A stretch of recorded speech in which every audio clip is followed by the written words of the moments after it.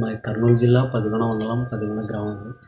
అది ఇసుక కొరత సమయంలో మా నాన్నగారు చనిపోవడం జరిగింది. ఇసుక కొరత సమయంలో 6 నెలల నుంచి పనులు లేక ఖాళీగా ఉండడం వల్ల బ్రెయిన్ స్ట్రోక్తో మరణించడం జరిగింది.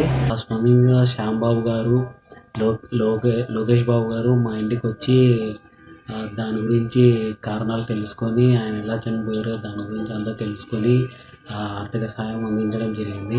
ఇంతవరకు 6 నెలలైనా మా నాన్న చనిపోయి 6 నెలలైనా కనుక ప్రభుత్వం నుంచి ఎటువంటి స్పందన కానీ ఇది ఎక్స్‌గ్రేషన్ కానీ ఏం ఇవ్వలేదండి.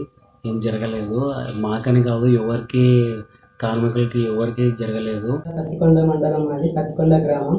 మా నాన్న గొర్రెల నాగరాజు 6 నెలల క్రితం చనిపోయినాడు ఇసుక కొరత వల్ల.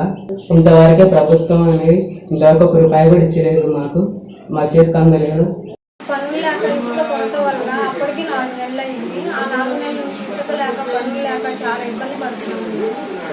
అందులోనే భాగంగా మా ఆయన అక్టోబర్ 25, 2019 రోజున చనిపోయారు. అక్టోబర్ 25వ తారీఖు నేను డ్యూటీకి వెళ్ళొచ్చినప్పుడు మా ఆయన వేసుకొని చనిపోయి ఉన్నారు.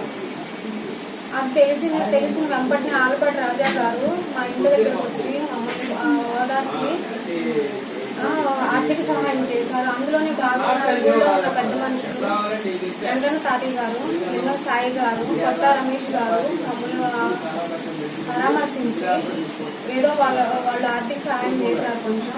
తర్వాత చంద్రబాబు నాయుడు గారు కూడా మాకు ₹1,00,000 ఇచ్చారు. గవర్నమెంట్ నుంచి రావాల్సిన ఆర్థికంగా రావాల్సినవి అన్నీ మాకు వచ్చేటట్లుగా చేశారు. 5 లక్షలు వచ్చేటట్లుగా చేశారు.